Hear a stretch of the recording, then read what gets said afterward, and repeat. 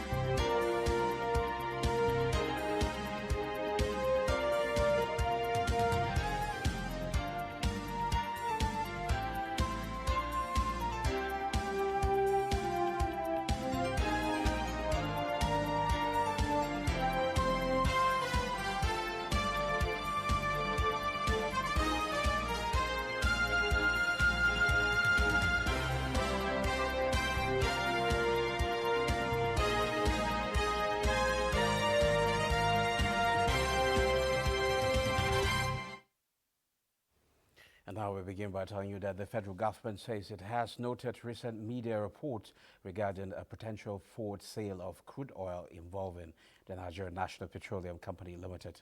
In a statement by the Director of Information and Public Relations, Ministry of Finance, the government observed that while market speculation is not uncommon in the context of ongoing economic reforms and transactions, no final decision has been taken on the matter, and assertions regarding the failure of any such arrangement are without merit. It emphasized that the federal government remains steadfast in its commitment to adopting innovative, transparent, and fiscally prudent financing mechanism to optimize Nigeria's oil assets, bolster external liquidity, and promote sustained macroeconomic stability. Now, the federal government has committed $50 million to the Nigerian Wholesale Impact Investment Fund, anchoring its first close at $100 million to drive economic growth. This was at a meeting between the Minister of Finance, Wale Edun, and key stakeholders, including representatives from the Impact Investors Foundation. The Wholesale Impact Investment Fund is a government-backed investment vehicle designed to channel large-scale capital into financial intermediaries such as development finance institutions, microfinance banks, and impact-focused fund managers that in turn provide funding to businesses and projects that generate measurable social and economic benefits. The investment aligns with President Bola Ahmed Tinubu's goal of achieving 7% annual economic growth by targeting key sectors such as agriculture, infrastructure, and digital innovation. Now, as part of efforts to tackle youth unemployment and promote financial literacy, the federal government has signed a memorandum of understanding with a trading academy to train 100,000 young Nigerians yearly in the area of foreign exchange, forex trading, as well as commodity exchange in Abuja. The agreement is aimed at equipping Nigerian youth with practical skills in forex and commodity trading, risk management, as well as financial planning. This will therefore empower them to navigate and thrive in today's global financial marketplace, ensure accountability, transparency, and measurable outcomes that genuinely impact the lives of young Nigerians. For the Minister of Youth Development, Ayodele Olawande, the partnership is a major step towards the ministry's mission to drive youth empowerment through capacity development, innovation, and access to transformative opportunities. Innovations and access to opportunities. We are not just teaching them to trade.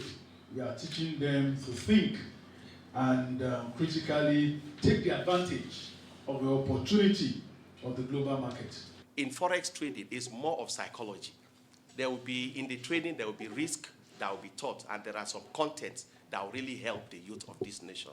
So that's why we've come up with this idea of financial literacy. The training is expected to commence 3 months from now. Now, in today's conversation, we will delve into a topic that holds the key to our nation's prosperity and resilience: the Sustainable Development Goals and climate action. As Nigeria prepares to join the global stage in Seville, Spain, for the 4th International Conference on Financing for Development, the stakes could not be higher. Successfully implementing the SDGs and tackling climate change isn't just about meeting international targets. It's about lifting millions out of poverty, creating a sustainable economy, securing our food systems, and building a healthier, more prosperous Nigeria for generations to come. But what's our current standing, and what crucial message must Nigeria deliver to the world? Joining us to shed light on these critical issues is an economic expert, should I say, Chris Kaka. Should I call you Chris, economic expert? Good afternoon. Okay. Thank you for having me yesterday. Okay. It's a pleasure to have you on the program. Well, let's begin by, Nigeria recently validated its 2025 voluntary national review and launches 2024 SDGs progress report.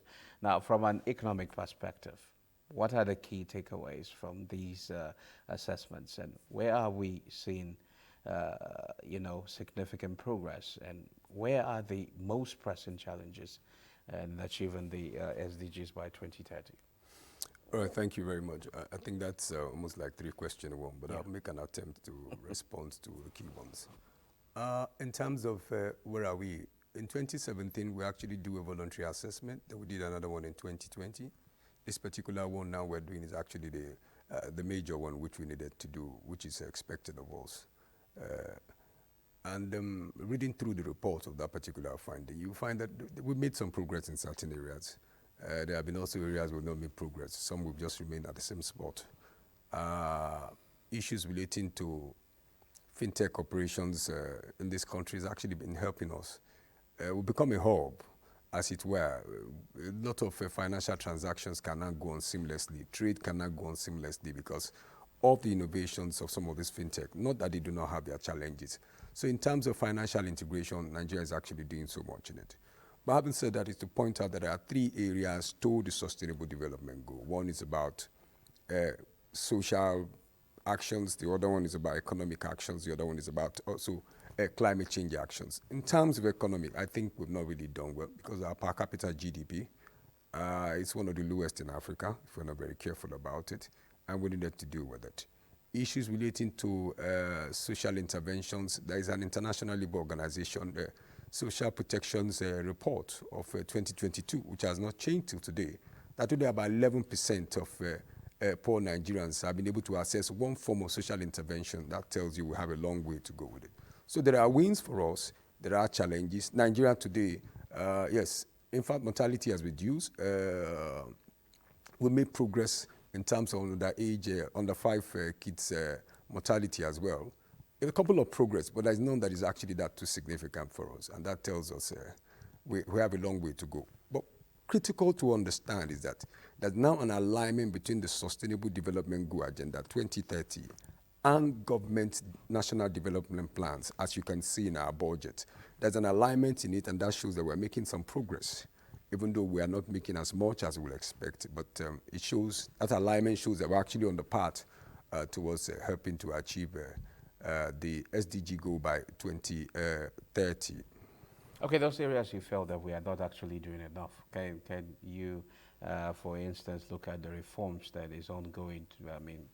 How does it fit to somehow that narrative to address those areas that you said we are not actually doing? Okay, I think a lot has been going on. If you look for, like I said, if you look at the areas of energy, for instance, Nigeria is one of the energy deficient countries in Africa, as it were. because, I mean, recently we hear that there is the transmission company of Nigeria say we're now generating about 407 megawatts. But the transition plan itself, the national transmission plan itself says, look, the energy we need about almost about 277 gigawatts of electricity. 1,000 megawatts is equivalent to 1 gigawatt. That's telling you that we have about a deficit of about 277,000 thereabout. And if you transmit that, because the agenda is to have, I mean, every household must have electricity by 2060. If you look at that, 35 years from now, you'll be dealing with no less than about 7,700 megawatts annually of electricity we must add to what we have in the national grid. So how far away are we And from presently they tell us we have 5,500 and something. How far, I mean, it's actually how far away are we? we're really far from the touchline, but all boils down to the fact that there are deficit financing. We have issues with, we have paucity of funds in our nation, but then that again is also a challenge that can be dealt with internally, because I am one of those. You say dealt with internally, how? Yes. I think I'm one of those who believe that Nigeria is not a poor country. What we have is a failed system of resource management. Forgive me if I dare to say this. I mean, something must have been wrong with our resource management system. For one individual, don't want to mention him, to have 753 duplexes in one city, you don't know what he has in other cities or across the country. For a former minister to then tell you I have contributed as much as saved about 9 billion naira in the hands of one bank, and the bank manager who might be now whatever a governor has, you know, a block town phone. These are ridiculous things. It tells you that we are not a poor country. It's about how we manage our resources and how we set our priorities in actually dealing with them. So how best do you think we should manage and actually get to address some of this? Because 2030 is not just far away. It's just about 5 years from now. Yes. 5 years from now. If you ask me, I think there's a lot to do, and that's why this conference, they're actually going to attend in Spain, this conference of international finance and development. I am not one of those. Talks are making around that Nigerians should also go, because key players are there. Anybody who has to play any role in development financing at the regional, the international, and multilateral level will be attending that particular meeting. So it provides opportunity for poor nations to begin to ask for debt relief. I do not believe that. I know what happened in 2025. I mean, 2005. Why don't you believe, why are you not siding with debt relief? Okay, be honest with you, I think I remember very vividly where I was working then with the DG, so excited in his office when Dr. Kunje Wala secured the debt relief for us, and we were asked to pay a paltry sum of it. Check the debt that time and now. It is like supporting government to progress in error. If you do not tell them we cannot continue, if you make an attempt to begin to push an agenda for debt relief and you succeed at it, government machineries will still increase the debt burden and then still go it up. And they will continue to have this feeling that, look, we can continue to borrow, because at a point in time, we're going to bend these creditor nations and say, please, kindly forgive our debt, and they will give us some concession. So it's important we take up this debt and pay it. In any case, like I said, we don't have a revenue problem. We've got a spending problem with our country. That's the way I choose to want to have my opinion. Okay, climate action progress. How is Nigeria performing on its climate commitments, particularly its energy transition and net zero target by 2060? I think we made a lot of progress, because today now we now have the Climate Change Act of 2021, I dare to say, and that provides some framework for us on what yearly targets we need to begin to achieve in terms of reducing CO2 emissions and how we can begin to make progress towards it. Beyond that is also what we have the revised Environmental Impact Assessment Act of 1991, which is now revised to 2004. And it tells you that whatever project you want to implement, you must get a clearance of the environmental impact assessment of it to be sure that it's not going to impact negatively on the environment. The challenge, the frameworks are actually there, very quite all right. The challenge we have as an oil-producing nation is we're trying to see how we can promote development, and at the same time, the energy you need, which is fossil fuel for us right now, to actually begin to promote and fuel that particular kind of development is something you want to begin to cut down. So we're looking for a way to strike a balance in these particular two things and see how we can begin to make progress. But I can tell you that progress is being made. if you check the budget of most of these MDAs, you find that there are elements and items in the budget line that is also moving us towards saying, look, we need to begin to cut down on CO2 emissions. We need to begin to reduce issue of deforestation, gas emissions, and all that kind of stuff, all towards the agenda of meeting the agenda 2030, as it were, and the 2060 agenda, which Nigeria has also created for itself. You know, that got me curious while you were talking. This conversation, who are in this conversation? Are we talking about subnationals, people at the grassroots level and things like that? Because it has to go with, you know, the way of doing things, and people will have to adopt it somehow. Okay, this is what we need to, but we see indiscriminate felling of trees and things like that. Oh, no, well, I didn't get the question, but if you're relating the issues of felling of trees. I'm actually talking about net zero. The transition, we are talking about energy transition and things like that. Yes. How are we actually bringing Nigerians, ordinary Nigerians, into this conversation so that they can actually, you know, it's a collective effort. It's not something if you watch some MDA's budget, there's a lot of capacity building and knowledge sharing, particularly for people at the rural area who feels the best I can have is just to walk into the forest. The deforestation itself is also contributing to climate change issues.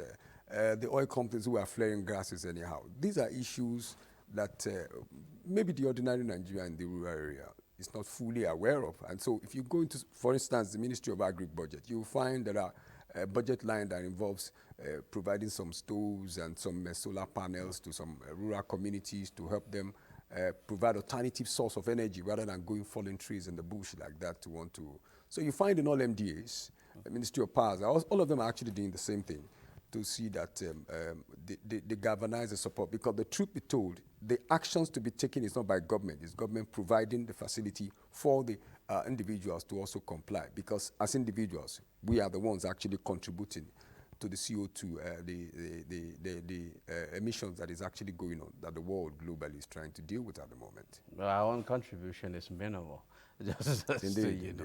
compared to the other developing countries. Correct. But one of the issues that actually I want to pick your thoughts on is financing gap. What is the scale of Nigeria's SDG and climate financing gap?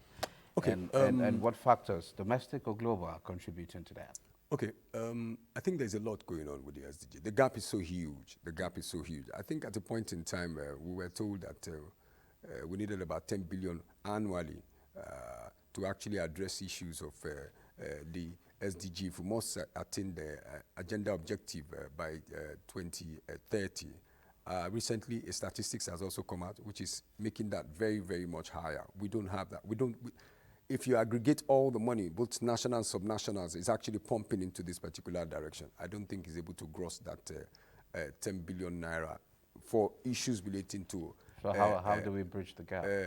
Climate change issue. For me, it's not about going around borrowing, which is one agenda I think the government delegations might begin to push, is to begin to see, look, let us block this financial rascality that is going on in this country. We all know it is going on. You want us to cut down? At the executive, at the legislature, everybody has to cut down on spending. Don't push it on the ordinary Nigerians. Yes, the cost of governance actually needs to go on. Actually needs to come down. You don't go buy the latest SUV and tell Nigerians you need to be patient. You must lead by examples for all of us to begin to follow you suit. But the other more particular issue, which I think the Nigerian delegation need to take to it, is that, look, we must begin to speak to some of these creditor nations. You should ensure that every credit our governments at the national and subnational level actually contracts with you. There is a clear impression of the input of citizens of this country inside it. You don't go borrow money. At the end of the day, you come back home, and we don't see what we can't relate the resources you have borrowed for what you want to do with it. And at the end of the day, we're not seeing. So we're saying, look, they need to help us deal with that particular. Put it as one of the caveats, like the IMF do. Say, look, there must be a lot of citizen engagement and consultations in the kind of depth you want to engage in so that they can approve. Beyond that is the fact that, look, we need to speak to them to see how to help us address the illicit financial flow of resources. Nigeria is one of the highest. These are resources that are needed to develop our economies that actually finding their way. I mean, developed economies have become pure heavens for people who now steal money out of this country, illegally launder money out of this country, and they host them in that particular place and keep the money there. They need to help us because If we have these resources, I can assure you that if we must borrow, our level of borrowing will actually drop drastically, because these are resources that would have helped us to. So let us see how they can actually do a series of repatriation of some of these stolen funds in our country, and help us stop providing cover for some of these illicit financial flows. Now, the fourth international conference on finance and for development in Seville, what should we expect from it? Well, just what I have said, look, the Nigerian delegation is also going there with their own agenda, and I'm saying, look, let's not go there and begin to preach we need debt forgiveness, even though it might be a government agenda. Citizens of this country do not buy into it, because when you are forgiving the debt at the end of the day, we do not see the dividends of that debt forgiveness. And so we feel we've collected the money, let us pay the money. We borrowed the money for a particular agenda. We need to do something about it. But above this is the critical need for the civil society in this country to begin to monitor resource utilization by government ministries and MDA. I mean, MDAs itself. You don't collect money and say you want to build a refinery, or you want to build a refinery, you want to repair this refinery. The money comes in, and at the end of the day, we don't see it. And we're told that the refinery is not working. And nobody's saying anything. Okay. So it's important the civil society actually brace up to begin to touchlight issues of borrowings of government, and ensure that even when they borrow, that resources is applied for what is actually intended to achieve for the benefit of the ordinary Nigerians in this country. Thank you very much, Chris Kaka. It's been a pleasure having you on the program. Thank you for having me. Now, after days of critical discussions and high-level dialogues, priority actions emerged to drive progress in meeting 2030 Sendai framework goals. Mina Daniels highlights concrete takeaways as the global platform for disaster risk reduction comes to a close in Geneva, Switzerland. 2023 alone, 399 disasters claimed over 86,000 lives, affected 93 million people, and caused economic losses of approximately $202.7 billion US. These alarming figures underscores the urgent necessity for a robust, accurate, and timely loss and damage assessment mechanisms to facilitate effective recovery and secure timely financial support. I come to learn about partnership, because looking at, I know it is not just a Nigerian Meteorological Agency that is here. Key part of it is partnership and inclusiveness. If you look at the people in town, as long as a media person comes up in front and tells them that this is coming, people pay attention to it more. Pacific communities are small in terms of the terrestrial land, but big oceans community and very few people. This poses similar challenges, those when it comes to vulnerability of communities. It was unanimously agreed by participants that the success of disaster risk reduction mechanisms hinges on inclusivity. There are many countries that are willing to support the developing world and the least developed world to increase their infrastructure. And as the doors of the GP 2025 for Disaster Risk Reduction Conference in Geneva, Switzerland closes for the year, the United Nations Office for Disaster Risk Reduction is full of hopes that the action achieved during the conference will materialize, achieving the Sendai framework in less than 5 years. From Geneva, Switzerland, Mina Daniels. Now let's head to energy market, where oil prices rose to a 7-week high on Wednesday as markets assess the outcome of U.S.-China trade negotiations, while pessimism over U.S.-Iran nuclear talks also provided support. Brent crude futures were up 82 cents to $67.69 a barrel in early trade, while U.S. West Texas Intermediate crude was up 96 cents to $65.94. On the supply side, OPEC Plus plans to increase oil production by 411,000 barrels per day in July as it looks to unwind production cuts for a fourth straight month. Gold prices firm on Wednesday as investors waited for key inflation data for clues into the Federal Reserve's interest rate trajectory. Let's now see how other commodities are performing.